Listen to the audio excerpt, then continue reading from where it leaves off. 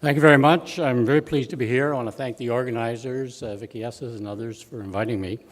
I want to apologize right up front. There's going to be a certain amount of overlap between Keith 1 and Keith 2. You'll notice it in part because I use some of his slides. I want to commend Focus Canada for producing particularly long-term data. It's really hard to find. But they have been tracking these issues since the late 1970s, early 1980s, and that's critical to understanding where we are.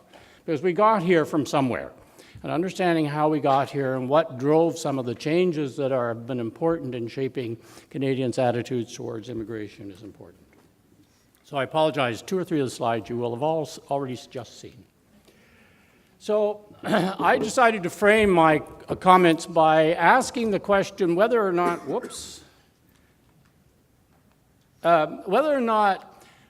experience elsewhere has any lessons for us here in Canada. We have seen 2 major political events in recent years, Brexit and Trump, both of which were driven at least in part by attitudes towards immigration. And so one question is, could it happen here? Are we different? Are we exceptional? Are we really that different than other Western democracies? Because that has been the general interpretation.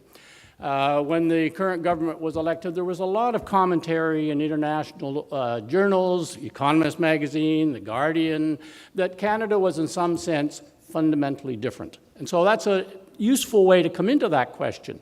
So the way I'm going to into the question of contemporary attitudes to immigration, so the way I'm going to do this is to ask, what is it that, this slide, doesn't like this slide for some reason.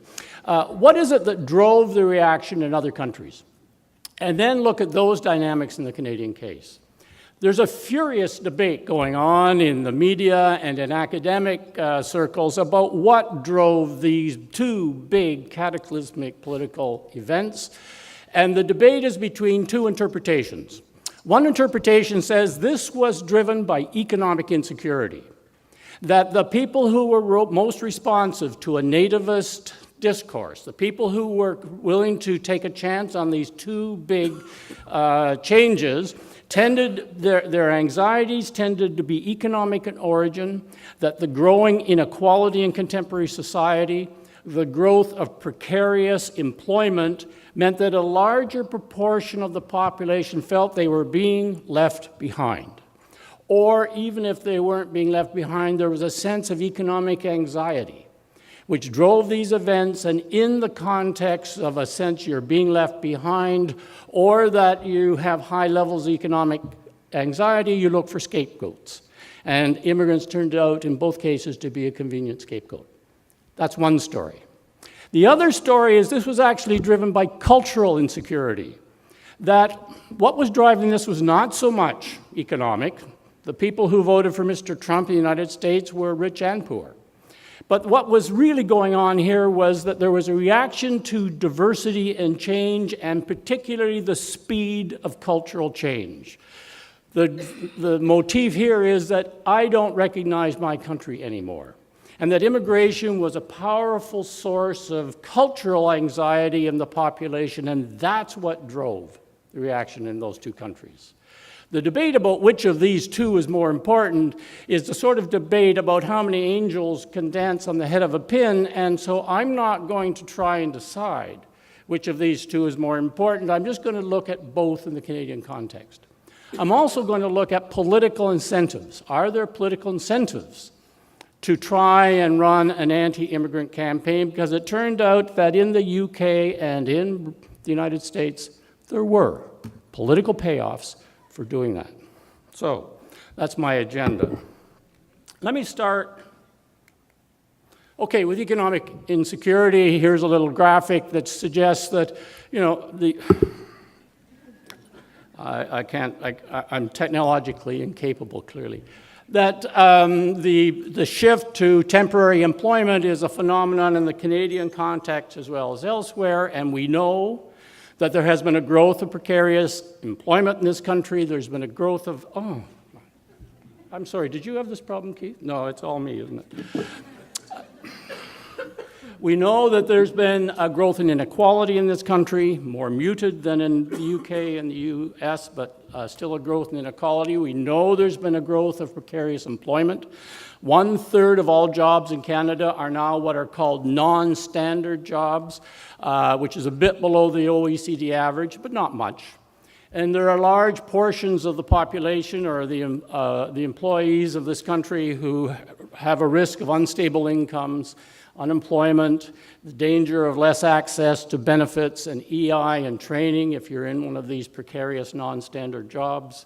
We know the middle class has been feeling pressures. There's been a polarization in the economy, shrinkage of middle class. The number of people in those middle income bands has declined. We've seen low growth in average real wages. We've seen young adults taking longer to get established. We know that a significant portion of the population is having trouble establishing sufficient retirement savings to sustain their standard of living in retirement.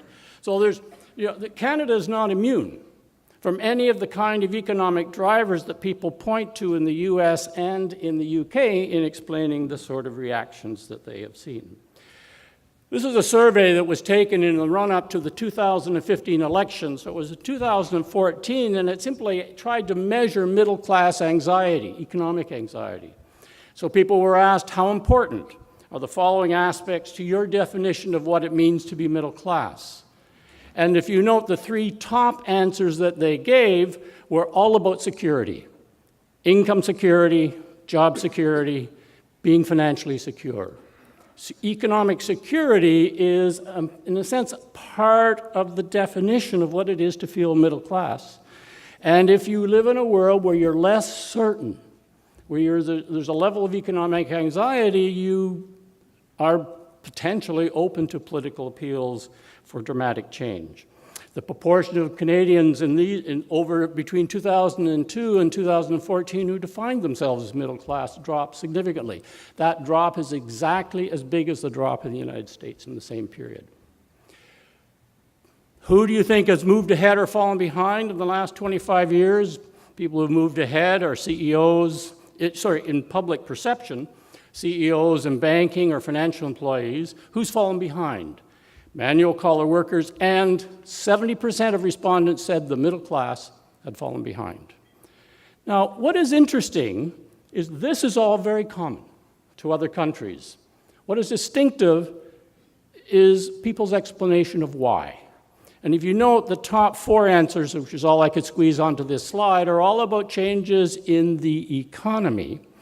There were 12 answers listed, none of them mentioned immigration. That's what makes Canada different in this area because, and this is a slide that Keith showed you, Canadians by and large have been comfortable with immigration levels, and I want to linger over this slide for a moment and ask why. If you notice, as Keith pointed out, in the middle of the 1990s, we saw a dramatic shift. Before then, between 1977 and 1994, our numbers looked just about the same as most European countries, right? And then suddenly beginning in the mid-1990s, we went through a dramatic change in what is a remarkably short period for cultural change, where we moved to a situation where we've been stably supportive of high levels of immigration. What was going on what was going on in that decade? Now, I want to point to 3 possibilities. The short answer is I don't know, but I want to point to 3 possibilities. One, the change starts in the mid-1990s, right? 1993 was the end of a period of rapid increase in the rate of immigration in this country. We moved from about 143,000 in 1980 to about 250,000 by about 1993, and we have been stable ever since. I'll come on to the current debates now in a moment. The other thing that happened in that period is that we shifted dramatically the composition of the permanent resident flow. Up until 1993, the largest class of immigrants into Canada was the family reunification class. And what happened beginning then is we squeezed that class and we dramatically increased the economic migration stream. to the point where it's now by far the biggest stream. We turned immigration into an economic instrument.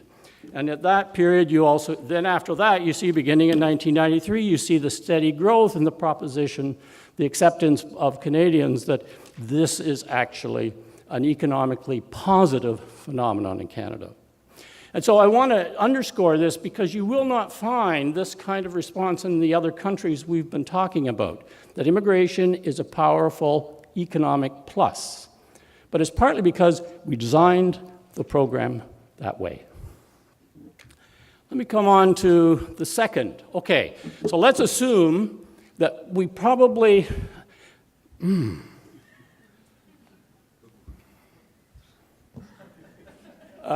so there's a distinctiveness in Canada on the economic side. Well, what about the cultural side? Are we fundamentally a multicultural country? Are we fundamentally different on this side? Here, actually, I'm probably a little different than Keith number one. I tend to think that the big difference is on the economic side and less so on the cultural side. Exactly the same slide. And all I would say here is that what's interesting is the last 3 years, up until, say, 2015, we looked about like Germany on this slide, on this question. And so, yeah, we're a little different, but I wouldn't put us in a completely different category. This is a different survey conducted by 2 universities in the United States and Canada. And this asks a question which is often used when you're talking about immigration. The question is, how important is each of the following to being truly either American in the US case or Canadian for the rest of Canada, ROC is the rest of Canada, and Quebec? Do you have to have been born in Canada to be truly Canadian? As you can see, rest of Canada, 64% of Canadians said yes to that question. 68% in Quebec said yes to that question. This was in a survey in 2014. How important is it to have had Canadian ancestry? This is a tougher one. This means that your parents have to have been born here to be truly Canadian. And the answer here is lower, but still you get a slight majority saying yes to that question in the rest of Canada, and about the same in Quebec. What is interesting then, the really hard question is, do you have to be Christian to be truly Canadian? And here, the United States, you get a plurality of people saying yes to that question. In Canada, the numbers are considerably lower, at about 40% saying yes. Interestingly, in Quebec, the number is dramatically lower, at less than 30%. This is the upside, if you will, of the Quebec commitment to laïcité, to religious neutrality, if you will. Now, this is a troubling number, but all I would say to you is this is a lower number than when a similar survey was carried out in 2002. So what does this tell us? And here, you're obviously getting a slightly different take on the Canadian context than Keith 1. I think that, one way of putting it is, how do you balance Keith 1 and Keith 2? Is it the glass half full, glass half empty kind of guys? Is that what is going on here? I think that's partly that. But I think it's partly that the responses you get to questions depends heavily on how they are asked, how the issues are framed. And the reason I say that is, I think there are in Canada, you remember Keith's slide of the different attitudes towards Aboriginal Canadians? I think you could do a similar analysis of attitudes towards immigrants. There is a cluster of Canadians who are absolutely positive multiculturalists, who love the diversity in Canada. At the other extreme, there are a group who are very opposed and see little of value in that diversity. And in the middle is a large cluster of people I will call conditional multiculturalists. They're okay with it, but assuming certain conditions are met about cultural integration, about security. And in that context where you have that mix of attitudes, much depends on how the issues are framed, how they're framed by our media, how they're framed by pollsters, but also how they're framed by our politicians. And I'll come back to the issue of framing and discourse at the end. Let me say a quick word or two about politics. I'll say less because Stephanie is the expert here, but there we go. Moved right ahead. Well, the point here is that this is support for immigration as measured by the question about levels that I've been using. Keith 1 and Keith 2 have been using. What we have seen recently is the creeping in of a difference of opinion by political identity. That is, a difference in opinion according to your voting preference. Which party are you a supporter of? So up from 1985 to 2005, roughly, or at least the early 2000s, the supporters of one party and the other party were virtually indistinguishable on their average attitude towards immigration. But since then, we have started to see, slowly emerging, a greater difference in attitudes towards immigrations by political party. Now, I don't think this is a change in the opinion structure of Canadians. Rather, I think what's happening is there's a slightly different emphasis emerging in our political parties, and people are sorting themselves and finding a kind of finding political representatives who are perhaps a little closer to their own views. So I think party politics, in a kind of more restrained way than perhaps the other countries I've been referring to, are emerging as a differentiator in the Canadian context. How am I doing for time, Madam Chair? 5 minutes?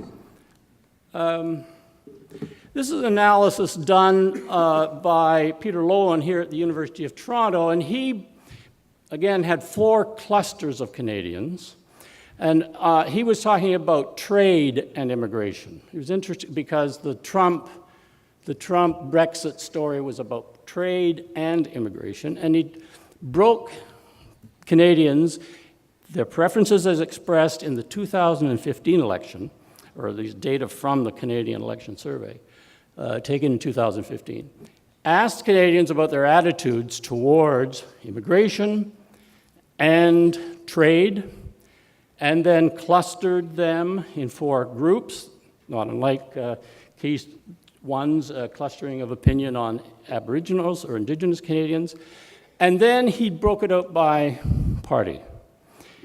The pro-immigration, pro-trade cluster is the largest group in Canada, and it varies by party a bit, but for every party, that's the strongest cluster, right?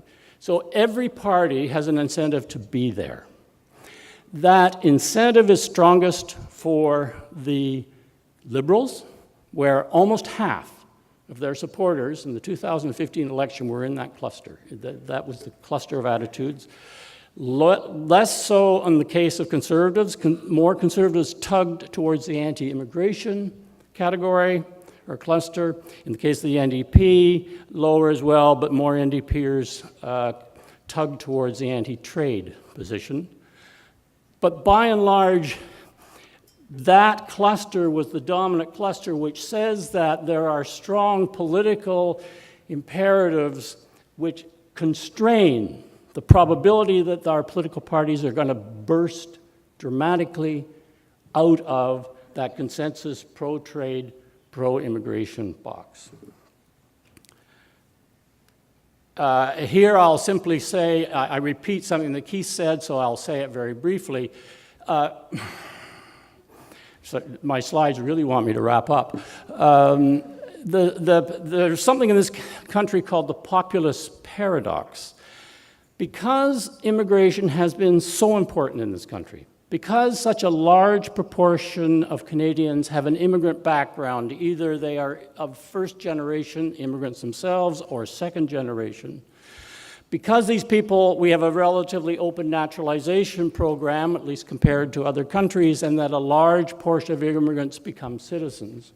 And because the immigrant population tends to vote roughly in the same proportions as the rest of the population, there is a powerful electoral base for a relatively sympathetic immigration program in this country. The immigrant votes are concentrated in electorally salient regions. I think there are barriers in our electoral system to the emergence of a small populist party, anti-immigrant party, as you have seen in Europe, and I can go into that in greater detail. What this means is that we have a populist paradox. A Donald Trump or a Marie Le Pen, to win power nationally, has to simultaneously appeal to social conservatives who have anxieties about immigration and the immigrant community, if you want to win. Right? It's a populist paradox. You have to balance these two. And I think that, and I say this with a certain amount of grudging admiration, I think Minister Kenny walked that line brilliantly. He was very good at that balancing, because there were populist elements in him and his party, but on the other hand, he knew that the party also had to appeal to immigrants, and so you could see those politics shaping his approach to his ministry. So I think it's a tough line to walk in this country. So where does this leave me? I'm probably over time, am I? Yeah, okay, I apologize. So, are there any lessons from Trump or from Brexit for Canada? I think we are sufficiently distinctive that we're unlikely to see this kind of reaction politically. We have, on one hand, I think the differences are primarily economic, or more economic than cultural, but we can have that debate, and political. There's the configuration. I think it's about economy. It's about, only secondarily about culture, and it's about our structure of our politics. And I would simply end with 3 policy implications. If I'm right, if Keith's right, we can relax. We've become a multicultural place, right? And we're going to be able to manage this, that our norms, our culture have become deeply multicultural, and we can handle whatever the future brings. If I'm right, that it's more about economics than, or it's as much about economics as politics, then a couple things flow from that. One, what happens on immigration attitudes will depend as much on economic policy and the performance of the Canadian economy. And it's very important that we reduce economic marginalization generally, that we produce more inclusive economic growth generally, to reduce the number of Canadians who feel marginalized, who have an economic incentive to look for scapegoats. And so, for example, the child benefit initiatives of the recent government, I think they're about anti-poverty, they are about responding to the needs of the middle class, but it was also, I think, an economic underpinning of our attitudes, our openness to immigration. Reducing economic marginalization and economic anxiety in the population as a whole will be as important as anything we do on immigration. On immigration, I would just say that immigration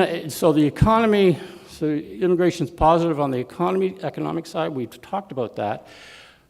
Let's go back for just a second to that slide where we saw the big shift in the 1990s. And I said, one of the things that happened is that from the mid-1990s on, 1993 on, absolutely stable in terms of the level of intake, right?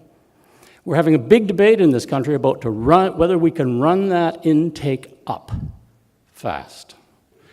And I think the government has made a calculation that the level should only change slowly, that the speed of change matters, and that stability, only slow movement is what's going to be sustainable over time. If Keith's right, and we've gone through a cultural change, we could probably accommodate a more rapid rate of growth in immigration. No? I would agree with you. Okay. And finally, and I'll simply say what Keith said again, norms matter. If I'm right that framing matters, the way you position, the way you set the conversation matters, then I think discourse matters. And what is distinctive about our discourse so far, is that we have not seen the excesses from our political leaders and from others in their discussion of the role of immigration. And so this takes us right back to Keith One's social norms. And it's important that we, as a society, be very tough with our leaders about the way in which they talk about these issues. Thank you.